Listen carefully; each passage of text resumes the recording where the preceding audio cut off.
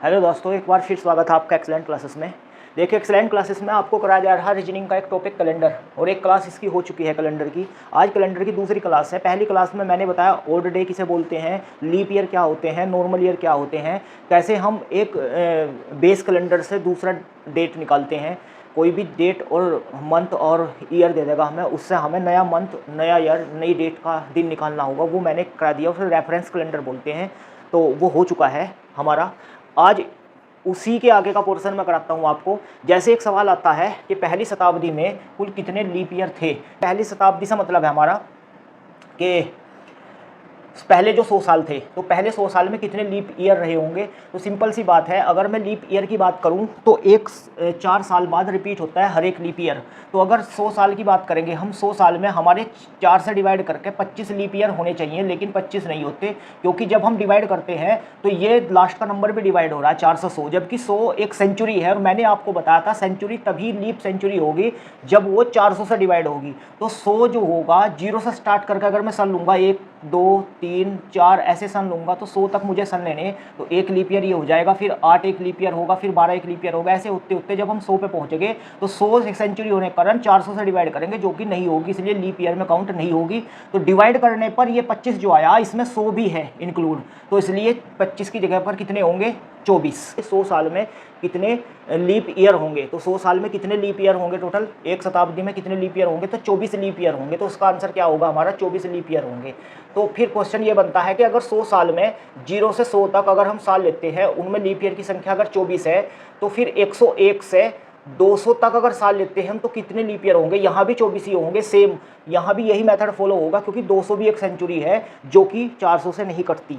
फिर बात करेगा ये 201 से 300 तक कितने लीप ईयर होंगे, तो आंसर फिर भी यही होगा, 24 ही लीप ईयर होंगे, क्योंकि 300 भी एक सेंचुरी है जो कि 400 से नहीं कटती। फिर बात करेंगे कि 301 से 400 तक कितने लीप ईयर होंगे, तो यहाँ 25 लीप ईयर हो जाएंगे। क्यों, क्योंकि 401 लीप सेंचुरी है जो कि 400 से पूरी कटती है। ठीक, तो 400 में 25, यानी 300 से 400 तक 25। तो टोटल अगर ये पूछता है कि 400 सालों में कितने लीप ईयर होंगे, तो आंसर हम दे देंगे कि 97 लीप ईयर होंगे। टोटल जोड़ देंगे हम ये वाला, तो 97 लीप ईयर होंगे। कितने साल में होंगे ये 400 वर्षों में होंगे। 400 वर्षों में कितने लीप ईयर होंगे, तो 400 वर्षों में कितने, 97 लीप ईयर होंगे। तो ये आप कॉन्सेप्ट समझ गए होंगे, लीप ईयर कैसे देखते हैं, 100 साल में कितने हैं, 200 में कितने हैं, सब कुछ। क्वेश्चन आया कि 400 साल में कितनी बार 29 डेट आई होगी, 29 तारीख कितनी बार आई होगी। अगर 400 सालों में लीप ईयर की बात करता तो आंसर होता 97। ठीक, लेकिन ये केवल 29 तारीख पूछ रहा है, इसमें कोई लीप ईयर या 29 फरवरी की बात नहीं कर रहा है, ये 29 तारीख पूछ रहा। तो हर साल जो 29 तारीख आती है, एक साल में 11 बार तो आती है, क्योंकि फरवरी फिक्स नहीं है, बाकी हर मंथ में 29 तारीख तो आनी। जनवरी में 29 है, फरवरी में फिक्स नहीं है, मार्च में 29 है, अप्रैल में 29 है, सब में 29 तारीख आनी। तो एक साल में 11 बार आती है, तो 400 साल में कितनी बार आएगी, 4400 बार आएगी 29 तारीख। लेकिन इन 400 सालों में फरवरी भी कुछ बार 29 दिन की होगी। वो 400 सालों में कितनी बार होगी, तो निकाल चुके हैं कॉन्सेप्ट को, 97 बार होगी। तो 97 बीच में प्लस कर देंगे हम, तो आंसर हो जाएगा 4497। इतनी बार 29 तारीख आएगी। 29 तारीख कितनी बार आएगी, इतनी बार। 29 तारीख पूछ रहा है, ये फरवरी नहीं, फिर रिपीट कर रहा मैं, इसमें कन्फ्यूज मत होना आप लोग। अब देखिए क्वेश्चन है अगला ये, यदि बीते हुए कल से 3 दिन पहले सोमवार था, तो आने वाले परसों क्या दिन होगा। आने वाले परसों क्या दिन होगा। इस टाइप के सवाल देखो हम ऐसे करते हैं कि जैसे इसमें बताया कि बीते हुए कल से 3 दिन पहले सोमवार था, तो सपोज में आज है, ये आज मानता हूँ मैं, ये वाला दिन आज है। आज से मैं बीते हुए कल जाऊँगा, ये मैं आया बीते हुए कल, और बीते हुए कल से 3 दिन पहले जाऊँगा मैं। तो जिससे पहले जाना हो या जिसके पहले या बाद जाना हो, तो उसको छोड़ कर जाते हैं। तो इससे 3 दिन पहले जाऊँगा, तो ये चला गया मैं इससे 3 दिन पहले। ठीक, 3 दिन पहले से। देखिए, पहले और बाद से कोई फ़र्क नहीं पड़ रहा, पहला और बाद केवल ये बताने के लिए है कि आपको पीछे जाना है या आगे बढ़ना है। बाद के केस में आगे बढ़ना है और पहले के केस में पीछे जाना है। केवल पहले और बाद का ये रोल है। ठीक, और अगर सवाल में ऐसे दिया हुआ कि बीते हुए कल, कल मतलब आज, हमेशा आज से शुरू करो सवाल को आप। बीता हुआ कल दिया तो पीछे चले गए, बीता हुआ कल उससे 3 दिन पहले दिया तो ये 3 दिन खींच दिए हमने। ठीक, पहले से मतलब ये मत सोचना कि 3 दिन पहले, तो 3 दिन पूरे करके उससे पहला दिन रखते, नहीं, गलत हो जाएगा। पहले केवल बताने के लिए कि पीछे चलना इसमें। तो यहाँ इसने दिया कि मंडे है, ये यहाँ मंडे दिया हुआ इसने। तो आने वाले परसों क्या दिन होगा, तो आने वाला परसों, आज मैं यहाँ मान के चला, तो आने वाला परसों तो ये होगा, कौन सा दिन होगा, तो मंडे के बाद ये ट्यूसडे होगा, या वेडनेसडे होगा, या थर्सडे होगा, ये फ्राइडे होगा, ये सैटरडे होगा और ये आंसर हमारा संडे होगा। ये आंसर होगा संडे। इस हिसाब से तो इसका आंसर ऐसे देते हैं हम, ठीक। दूसरा इसका तरीका ये है, हमेशा आज को मानते हैं 0, कल को मानते हैं 1, ठीक। तो जैसे ये इसमें लिखा हुआ है कल बीता हुआ हो या कैसा भी हो, तो हम यहाँ रख लेंगे 1। 3 दिन बाद यानी 3 दिन दिया हुआ तो लिख लिया मैंने 3। फिर पहले सोमवार था तो आने वाले परसों, परसों को हम रख लेंगे 2, क्योंकि कल को जब हम मानते हैं 1 तो परसों को हम 2 मान लेंगे, ठीक। केवल आपको ये दिन लिखने हैं। अब आप क्या करोगे कि जो भी दिन दिया हुआ उस दिन में ऐड कर देंगे इन सबको। तो 3 और 1 4 और 2 6 हो गए। तो जब सोमवार में मैं 6 ऐड करता हूँ तो सोमवार और 6 कितने होंगे, ऐड करोगे आप तो आंसर आ जाएगा संडे। एक तरीका इसका ये है कि केवल आप कल परसों जो भी दिया हुआ है उन सब पे उनकी नंबरिंग कर दो। मैंने फिर रिपीट कर रहा, मैं कल बाद का हो, आने वाला हो या फिर बीता हुआ हो 1 रखते हैं, परसों के लिए 2 रखते हैं, और वैसे 3 दिन 4 दिन 5 दिन जो भी पहले बाद दिया होगा उसे जोखा तो रखते हैं। तो ऐसे हमारा आंसर आ जाएगा। एक बार फिर देख ले एक दूसरा सवाल। 8 दिन बाद शनिवार है, तो यहाँ 8 दिन बाद शनिवार है यानी 8 दिया हुआ है, ठीक। बीते हुए कल, तो कल की जगह 1 रखेंगे हम। 10 दिन पहले की जगह हम 10 ही रखेंगे, जो कि तो क्या दिन होगा ये पूछ रहा। तो 8 ये हुआ, 1 ये हुआ और 10 ये हुए। तो 10 और 1 11 और 8 कितने हो गए, 11 और 8 हुए 19। 19 का मतलब कैलेंडर में मैंने आपको बताया कि जब भी हमारे दिन 7 से ऊपर पहुंचते हैं तो उनको हमेशा 7 से डिवाइड करके हम छोटा कर लेंगे, क्योंकि 7 के बाद सेम डे रिपीट होता है। तो 7 से जब इसको भाग देंगे हम तो 7 दूनी 14 चल जाएगा, बच जाएगा 5। तो 5 इसका क्या बचा, रिमाइंडर। और जो भी रिमाइंडर हमारा बचता है वो उस दिन में ऐड कर लेते हैं या लेस कर लेते हैं जिस दिन को हमें सवाल में दिया गया। कोई ना कोई दिन जरूर देगा। तो ये पूछ रहा 10 दिन पहले क्या दिन होगा, 10 दिन पहले बीते हुए कल से, यानी पहली बात पूछ रहा है। जब पहली बात पूछता हो तो माइनस करते हैं और जब बाद की बात पूछता हो तो प्लस करते हैं। इसमें दिया हुआ था आने वाले परसों, यानी बाद की बात पूछ रहा है, इसलिए मैंने 6 को प्लस किया था। इसमें 10 दिन पहले क्या दिन होगा, बीते हुए कल से 10 दिन पहले, यानी पहली बात पूछ रहा है, इसलिए माइनस कर देंगे। जो भी रिमाइंडर बचा हुआ उसे माइनस करेंगे। तो शनिवार में से जब आप 5 माइनस करोगे, या तो 5 माइनस कर लो या 2 प्लस कर दो, आंसर ये आ जाएगा हमारा मंडे। तो आंसर हमारा क्या हुआ इसका, केस का मंडे। तो इस टाइप के सवाल आपको ऐसे आंसर देने हैं, ठीक। एक सवाल तो ये हुआ कि 2 दिन बाद 3 दिन बाद क्या होगा। एक इसी जैसा सवाल एक और बताता हूं मैं। समझ इसमें पूछ लिया कि यदि बीते परसों मंडे था तो आने वाले परसों के 10वां दिन क्या होगा, 10वां दिन क्या होगा। देखिए यहां से आपको क्लू पकड़ना। अगर यहां देखता ये कि आने वाले परसों के 10 दिन बाद क्या दिन होगा, 10 दिन बाद या 10 दिन पहले, अगर बाद या पहले दिया हुआ तो वो बात अलग है, और 10वां दिन दिया हुआ तो बात अलग है। देखिए कैसे अलग। इसमें कहा बीते हुए परसों, परसों का मैंने बताया आपको 2 रखना है। यहाँ मंडे दिन दिया हुआ ऑलरेडी, आने वाले परसों, परसों का नाम का फिर 2 आपको रखना, और 10वां दिन दिया हुआ। 10वें दिन का मतलब है 9 दिन बाद। 10वें दिन का क्या मतलब है, 9 दिन बाद, ठीक। तो जहां भी 10वां 5वां 6ठा दूसरा कुछ भी ऐसा दिखा हुआ हो तो वहां आप उसे जो का तो मत रखें, उसे क्या मान लें आप, एक दिन घटा का मान लें, यानी 9 रखना पड़ेगा। यहाँ 10वां दिन अगर दिया हुआ तो 9 रखना पड़ेगा। 10 दिन बाद दिया होता अगर क्या दिन होगा तो फिर आप जो का तो 10 ही रखते। तो दोनों सवाल में ये डिफरेंस है मामूली सा, बस इन्हें आप पकड़ना। और ये होगा कितना, 2 और 2 4 और 9, 2 और 2 4 और 9 हो गए 13, और 13 को अगर मैं 7 से डिवाइड करूंगा तो रिमाइंडर आएगा 6, और जो भी रिमाइंडर आया वो इस दिन में या तो प्लस करना या माइनस करना। अब देखते हैं कब आने वाले परसों के 10वां दिन, यानी ये पूछ रहा बाद की बात, तो बाद के केस में हमेशा क्या करते हैं, प्लस करते हैं। तो मंडे में 6 अगर प्लस कर दिया मैंने तो क्या बनेगा, मंडे में 6 प्लस कर दो या तो, या 1 माइनस कर दो, तो आंसर आएगा संडे। तो आंसर हुआ इसका संडे सवाल का। तो ये इस टाइप के सवाल पूछे जाते हैं आप। अब अगला कॉन्सेप्ट पढ़ते हैं हम, repetition of calendar. Repetition of calendar में हर साल का कैलेंडर कभी ना कभी किसी न किसी साल के साथ मैच जरूर करता है। अगर उस साल में सपोज मैं कहता हूँ 5 अप्रैल का संडे था, तो जो रिपीट हो रहा कैलेंडर उसमें भी 5 अप्रैल का संडे ही होगा। सपोज ये चल रहा है सन 2023 और आज वीडियो शूट कर रहा मैं, आज तारीख है 13 जुलाई और दिन है आज थर्सडे। तो ये जो 13 जुलाई को थर्सडे पड़ रहा है ये कभी बाद में 2023 के बाद 2024, 25, 26, 27, 28, 29, 30, 31, 32 कभी ना कभी किसी ना किसी साल तो इस 13 जुलाई को जो का तो यही का यही थर्सडे ही पड़ेगा। और जब यही पड़ेगा तो 14 का जो इसमें पड़ेगा वही इसमें पड़ेगा, 15 का जो इसमें पड़ेगा वही इसमें पड़ेगा। इसका मतलब पूरा का पूरा कैलेंडर तारीख और दिन सेम मैच होते जाएंगे। उसे कहेंगे हम रिपीटेशन ऑफ कैलेंडर, यानी कैलेंडर की पुनरावृत्ति कब होती है। तो कैलेंडर कब कैलेंडर की पुनरावृत्ति कब होगी।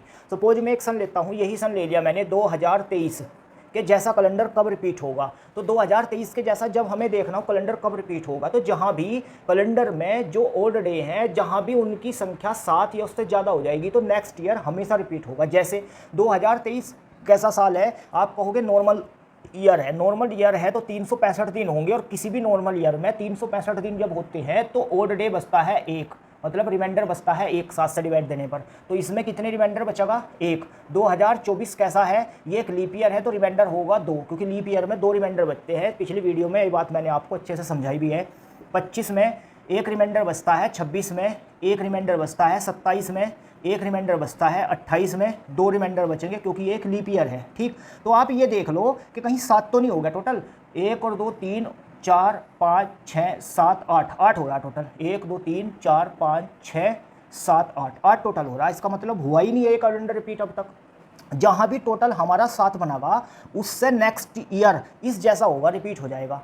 इसके बाद देखते हैं 29 में 1, 30 में फिर हुआ 1, 31 में 1, 32 में फिर 2 हुआ। फिर देखते हैं 1 और 2 3 3 4 5 6 7 8 9 10 11 12, और देखिए ये हो गया 33 में 13, और 34 में कितना हुआ 14। तो इसका मतलब 34 का कैलेंडर और 2023 का कैलेंडर में को जब कैलकुलेट करते हैं 23 से 34 तक, तो यहाँ का जो टोटल है वो 7 या 7 का मल्टीपल निकलना चाहिए। तो यहाँ तो कहीं भी 7 नहीं बन रहा था जोड़ने पर। ठीक, देखो 1 2 3 4 5 6 बना, यहाँ 6 के बाद सीधा 8 बना, 7 तो बना ही नहीं है।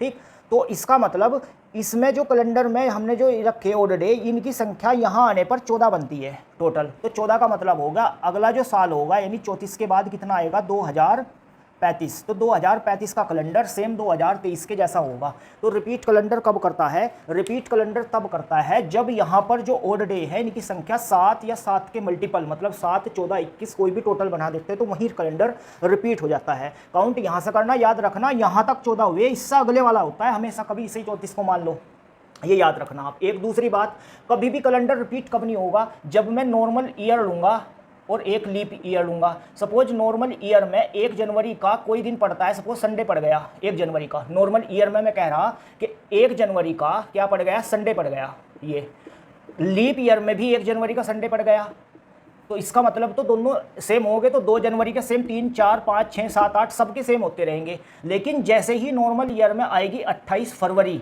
और इसमें भी 28 फरवरी आएगी, तो दिन इन दोनों के सेम होंगे। इसमें आ जाएगा 1 मार्च, नॉर्मल ईयर में आएगा 1 मार्च और इसमें आ जाएगा उसी समय 29 फरवरी। तो यहाँ से दिन अगले सारे मिसमैच होने शुरू होंगे, क्योंकि इसमें 2 मार्च होगा, इसके बाद इसमें होगा 1 मार्च। तो इसका मतलब दिन और जो तारीख थी वो यहाँ से मिसमैच होनी शुरू होगी। तो इसलिए नॉर्मल ईयर का कैलेंडर लीप ईयर के कैलेंडर के जैसा केवल और केवल 28 फरवरी तक तो हो सकता है, उसके बाद मैच नहीं करता।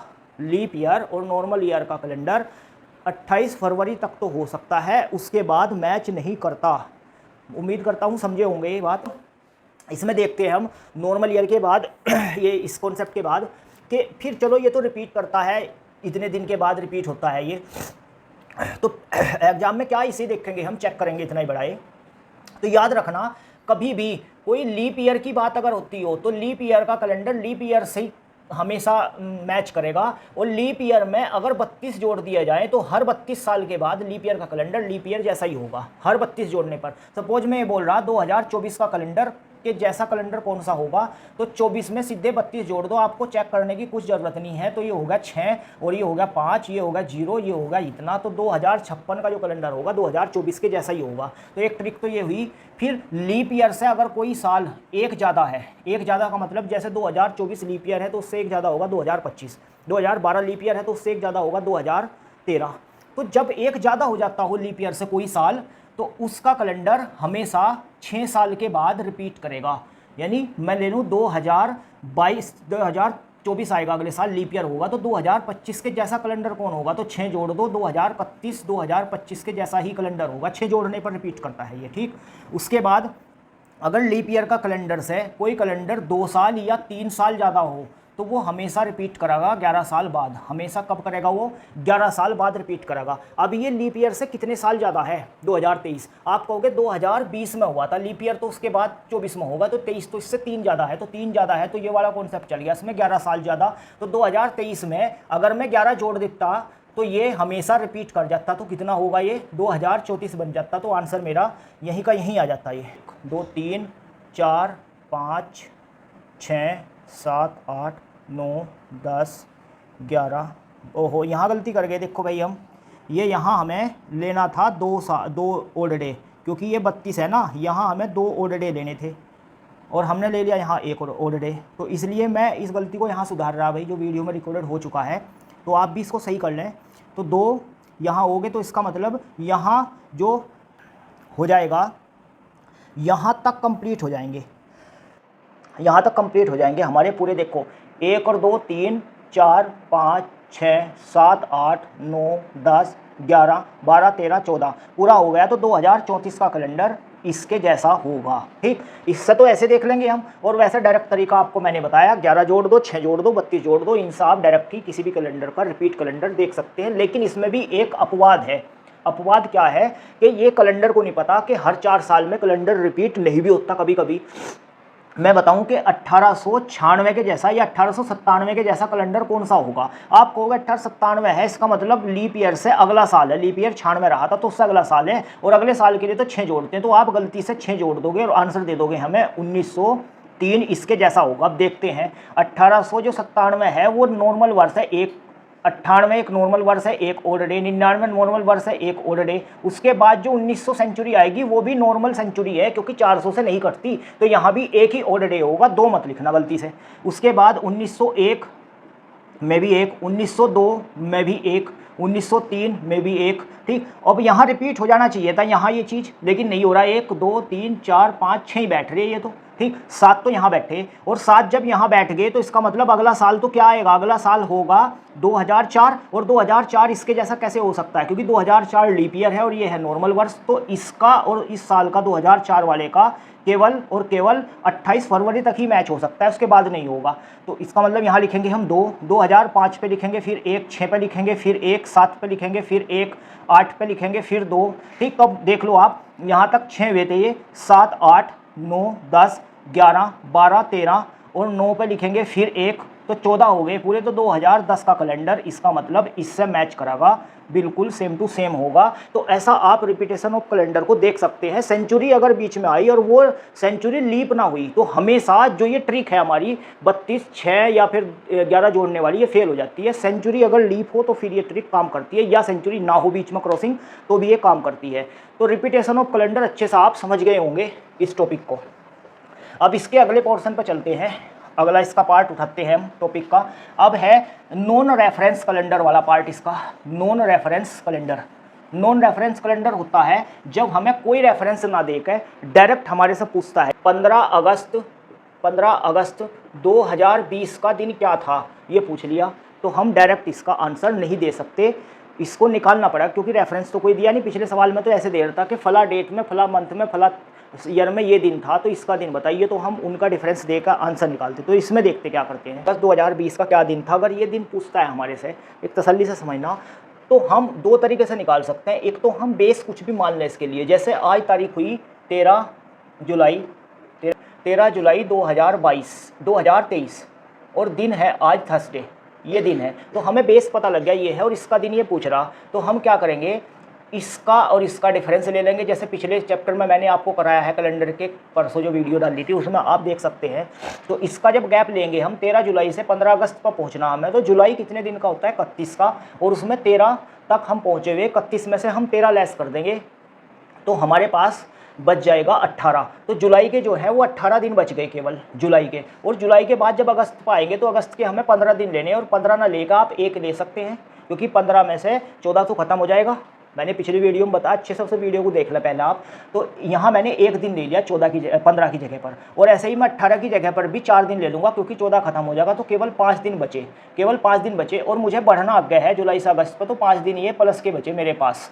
ऐसे ही 2023 से जब मैं 20 पे जाऊंगा तो 3 दिन का तो ऐसे ही गैप हो गया, 3 साल का तो ऐसे ही गैप हो गया। उसके बाद मैं देखूंगा कि इस पे पहुंचने के लिए इसमें लीप ईयर कितने हो रहे हैं। तो लीप ईयर होने के लिए हम आगे नहीं जा रहा, मैं पीछे जाऊंगा। 23 से जब मैं 20 पाऊंगा तो मैं पीछे जाऊंगा, तो 3 दिन तो ऐसे ही माइनस हो गए क्योंकि वापस जा रहे हैं हम। तो 3 दिन का तो गैप यही हो गया। 3 दिन के गैप के साथ फिर लेते हैं हम इसमें कितने लीप ईयर आएंगे। तो लीप ईयर जब देखते हैं तो देखिए, जब मैं 20 का दिन मुझे निकालना है, 23 का दिन मुझे दे रखा, तो 20 पे जब मैं आऊँगा 2023 से, तो 23 से मैं वापस आऊँगा जुलाई से घटते घटते, जुलाई से पहला आएगा, जून से पहला आएगा मई, ऐसे घटते घटते 2023 की जनवरी पाऊँगा। फिर मैं 22 में आ जाऊँगा दिसंबर में, और दिसंबर में 22 के आते हुए फिर नवंबर में 22 के, फिर अक्टूबर में 22 के, फिर सितंबर में 22 के, ऐसे घटते घटते पूरा 22 कवर करूँगा मैं।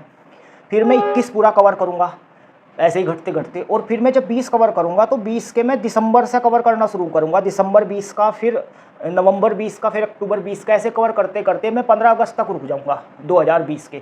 तो 2020 के जो मैं 15 अगस्त तक रुक गया, तो इसमें कहीं लीप ईयर का कोई कॉन्सेप्ट आया क्या, कहीं फरवरी की क्रॉसिंग हुई क्या 2020 वाले की? तो आप कहोगे नहीं हुई। तो जब फरवरी की कोई क्रॉसिंग ना होती हो, इसका मतलब लीप ईयर में इसको हमें नंबर को काउंट ही नहीं करना है। तो इस वजह से इसमें कोई भी लीप ईयर नहीं आया, तो -3 ही आया खाली। तो मैं इसमें से -3 माइनस कर दिया मैंने। तो जब 3 माइनस किया तो ये हो गया 5 प्लस का, और 3 माइनस का है, तो 5 में से अगर मैं 3 घटाऊंगा तो 5 में से 3 जाने पर 2 प्लस के बचेंगे।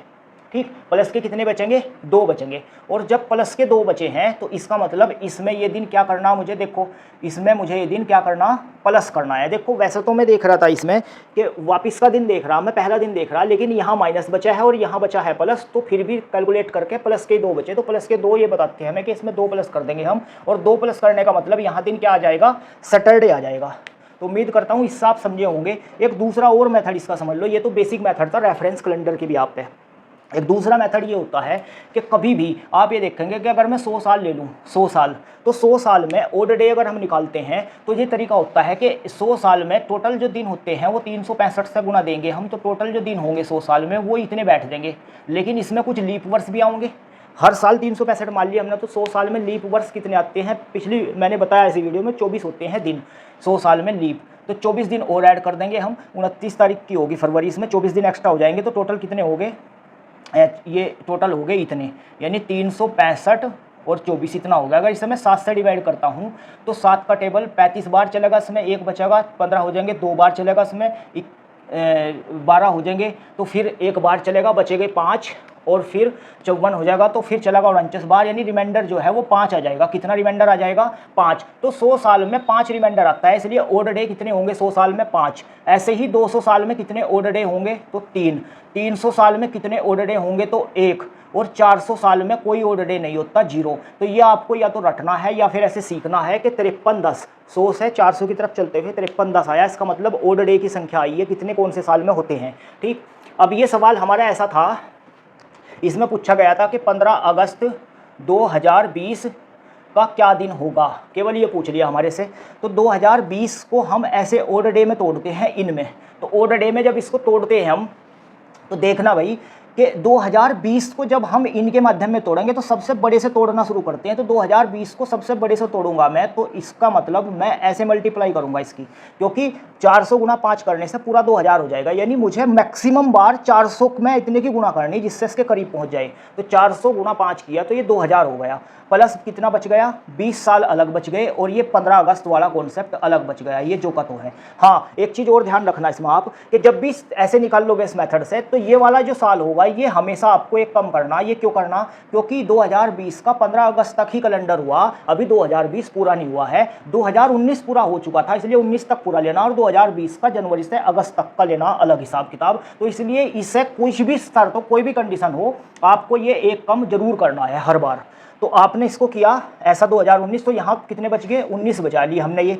अब ये देखते हैं कि 400 जो होगा, 400 पे 0 ओड डे होते हैं, तो 400 कितनी भी बार आए तो 0 ही ओड डे होगा। फिर इस 19 जो साल हैं, 19 साल में कितने लीप वर्ष होंगे, कितने नॉर्मल ईयर्स होंगे, कितने ओड डे होंगे, ये देखना हमें। तो सिंपल सी बात यह है, कोई से भी 19 साल हो, शुरू के 19 साल उठाते हैं हम, कितने इसके अंदर ओड डे होते हैं, तो ये देखने के लिए पहले इसमें लीप वर्ष निकालते हैं हम। तो इसे देते हैं हम लीप वर्ष निकालने के लिए 4 सा भाग। जब 4 सा भाग देंगे इसे हम, तो 4 चौक 16 हो जाएगा, बच जाएगा 3, ये बच गया 3 हमारे पास। तो इससे हमें ये पता लग रहा कि इस 19 साल में जो लीप वर्ष हैं वो 4 होंगे, और मैं पहले ही आपको बता चुका हूँ कि किसी भी लीप वर्ष में ओड डे की संख्या 2 होती है और नॉर्मल वर्ष में ओड डे की संख्या हमेशा 1 होती है।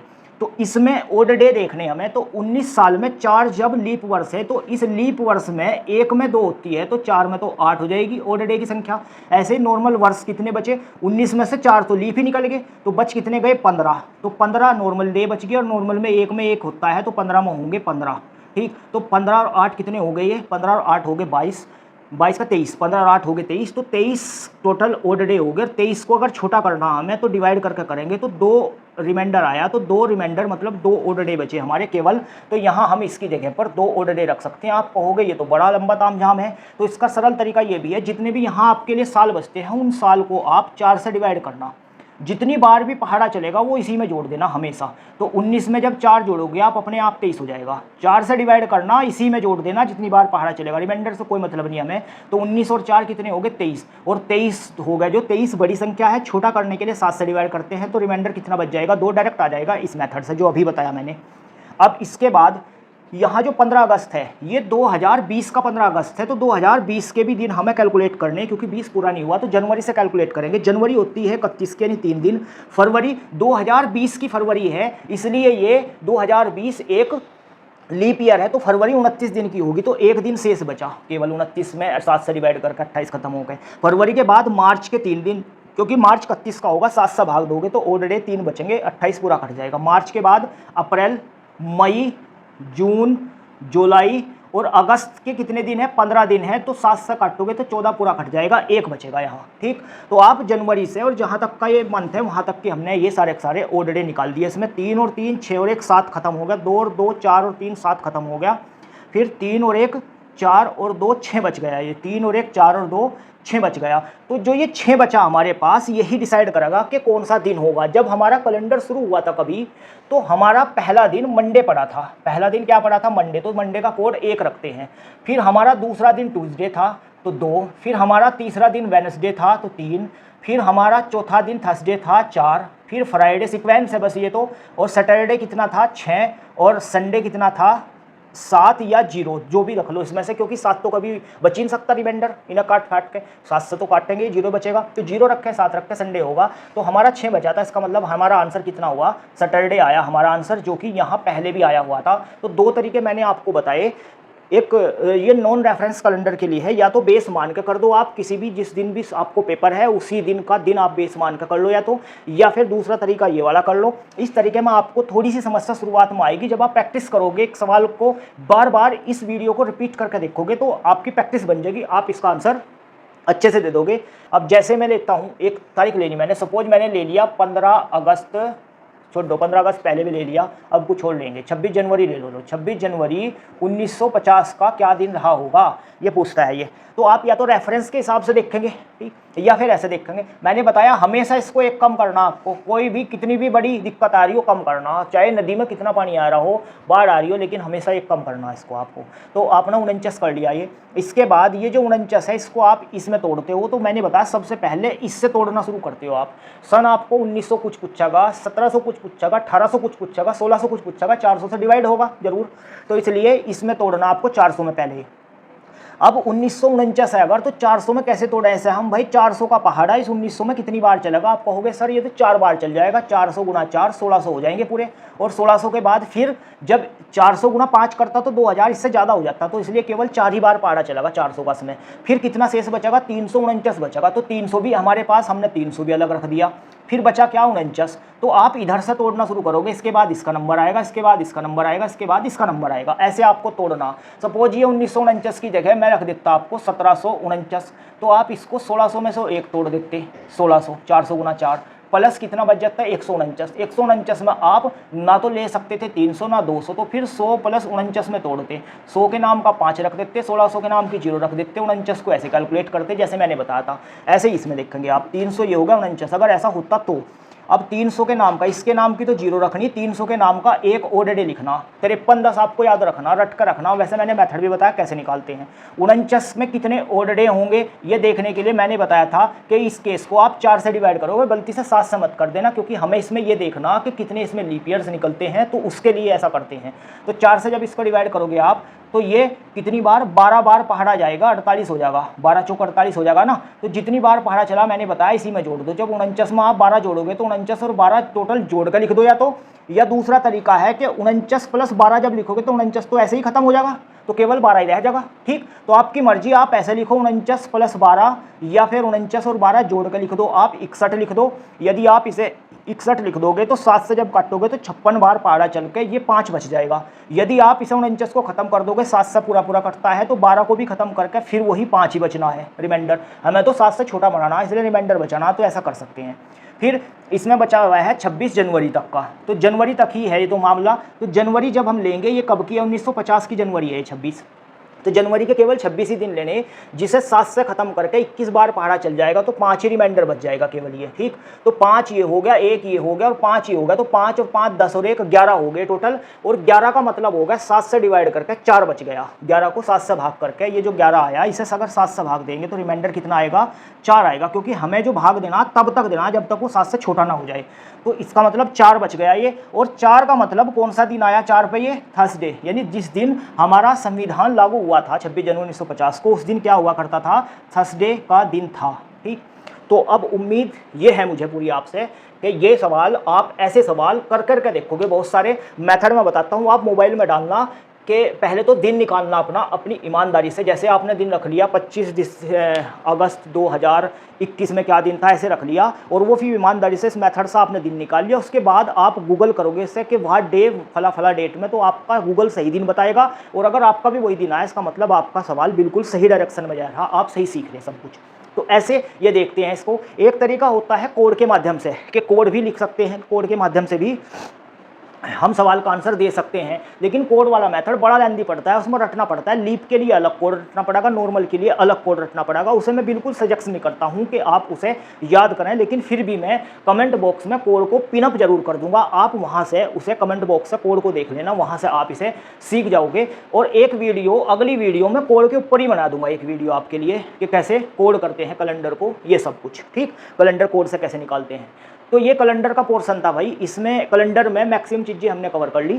केवल एक ही कॉन्सेप्ट बचा, वो है कौन सा शताब्दी का प्रथम दिन होगा, कौन सा अंतिम दिन होगा। जब हमारी सेंचुरी चली थी तो पहली सेंचुरी 100 पूरी हुई थी, साल जो शुरू हुआ था वो 1 से शुरू हुआ था। पहले 0001 ऐसे साल हुआ होगा, फिर 0002 ऐसे साल हुआ होगा, ऐसे होते। तो यहाँ मंडे था, पहला दिन जो था इसका मंडे था। ठीक, और हमने एक बताया आपको कि मंडे जो था वो पहला दिन था, ट्यूसडे दूसरा दिन था, वेडनेसडे तीसरा दिन था, थर्सडे चौथा दिन था, फ्राइडे पांचवा दिन था, सैटरडे छठा दिन था, और संडे 0 या 7वां दिन था। ये दिन हुआ करते थे।